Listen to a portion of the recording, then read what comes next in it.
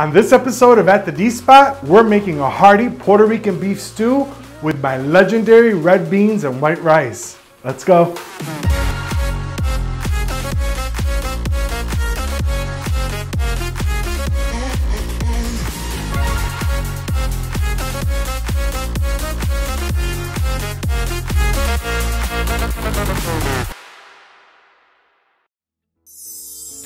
I hope you try this Carne Guisada recipe that is so tender, full of flavor, and a guaranteed crowd pleaser. For a full list of ingredients, be sure to check the description box below. We're going to start out with our Carne Guisada first. I have about 2 pounds of chuck roast that I have trimmed, cleaned, and cubed, and now it's ready to marinate. So our Puerto Rican beef stew meat has been marinating for about 6 hours. You want to make sure that you have at least an hour of marinating time for your meat. Now we're going to just take a couple tablespoons of flour and mix it in with our stew meat. We're adding all-purpose flour to our stew meat, and what this is going to do is, as the stew meat is cooking, it's going to thicken it up and make it amazing.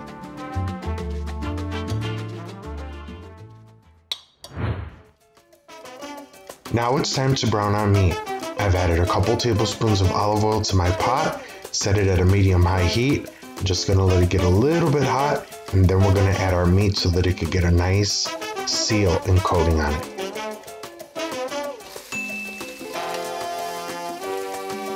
What we're looking for is a nice little browning. It'll only take about 5 or 6 minutes to achieve this.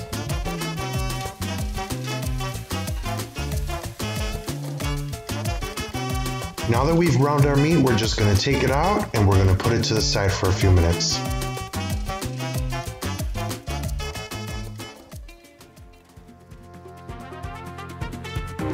In the same pot that we just browned our meat, we're going to add some onion and cook them down for a couple minutes. We're going to add some garlic and then a couple tablespoons of my homemade sofrito and give this all a nice stir. After a couple of minutes of our onions, garlic, and sofrito cooking, it's time to add our olives and tomato sauce. Give it a really nice stir and make sure that you get all the good flavor bits from the bottom of your pot. After about another minute, we're going to add our chopped cilantro. Next, it's time to add our sazon, which is going to give our carne guisada a beautiful color. Now we incorporate our stew meat back into the pot. We'll give it a really nice stir. Now it's time to add the liquid. I'm using 3 cups of my homemade chicken stock and 1 cup of water, so 4 cups of liquid total for about 2 pounds of beef. We have our stove on medium-high heat. We're going to allow this to come up to a boil. Once it does, we're going to put our lid on it and leave it cook for about a half hour. What makes my Puerto Rican red beans the best is that they are well seasoned with bold flavor. Then you have the great smokiness of the ham. There's a little sweetness of the butternut squash. Tie all of those together and serve them over some white rice and you have an amazing meal. We have our pot on the stove, a medium-high heat, and we're going to add a couple tablespoons of olive oil. Now it's time to add our ham steak. I love to use the ham steak because of the smoky flavor. After our ham steak's been frying up for a couple minutes, it's time to add some onion and garlic. After a couple of minutes with the onion and garlic cooking with the ham, it's time to add our homemade sofrito. Stir up all those beautiful ingredients and let that sofrito cook with that ham. After a few minutes, it's time to add our tomato sauce. Look at how bubbly and beautiful that all looks. Next, we're going to add our chopped fresh cilantro. Now we're going to toss in our salad olives and our sazon. Next, it's time to add our beans, and I'm using 2 cans of kidney beans that I have rinsed and strained. Now it's time for us to add our liquid. I put in about 4 cups of my homemade chicken stock and I added an additional cup of water. Put the cover on and let them cook. Our beef stew meat has been cooking for about 45 minutes, and look at how nice and beautiful and thick that gravy is becoming. Now we're gonna add our carrots, give it a little stir, and add the top back on. Now getting back to our red beans, they've been bubbling for about a good 35 to 45 minutes, and now I'm gonna add my butternut squash.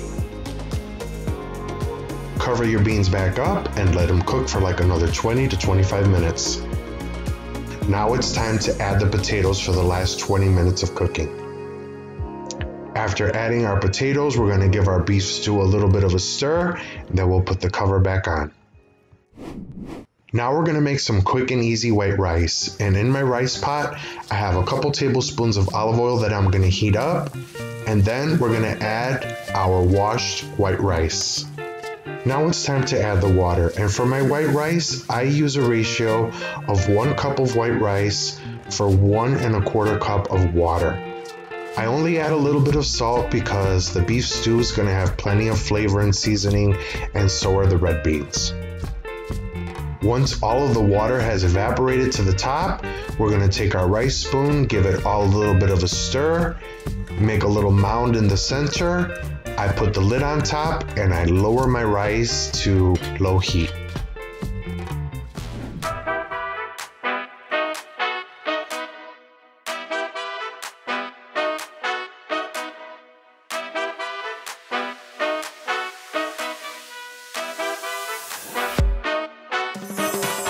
Okay everyone, we are back. Our carne guisada, or beef stew, with our Puerto Rican red beans and rice are done. It smells absolutely incredible in this kitchen. Just so you know, the rice took about 35 minutes to cook. The beans took about an hour, and because we wanted our beef stew to be super, super tender, that took about an hour and a half. I'm so excited and I can't wait to try it. We'll try our beef stew first. A little bit of rice, a little bit of potato.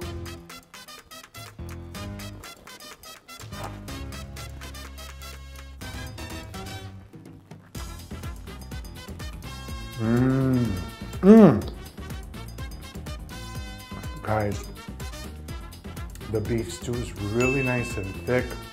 The meat is super tender. It falls apart in my mouth. The potatoes cook perfectly. The rice is absolutely amazing. Bomb, bomb, bomb. Now let's try our red beans and rice. I want to get a little bit of squash, a little piece of ham, and rice.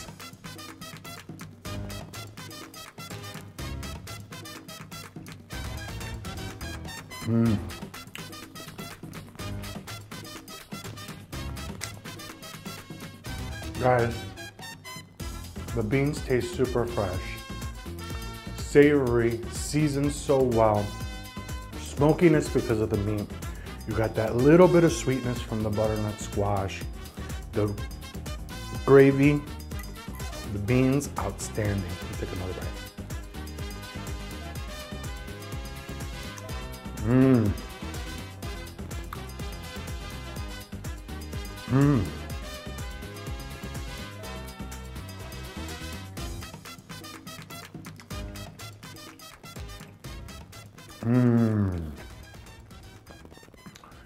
That is what I call a perfect trifecta of deliciousness, guys.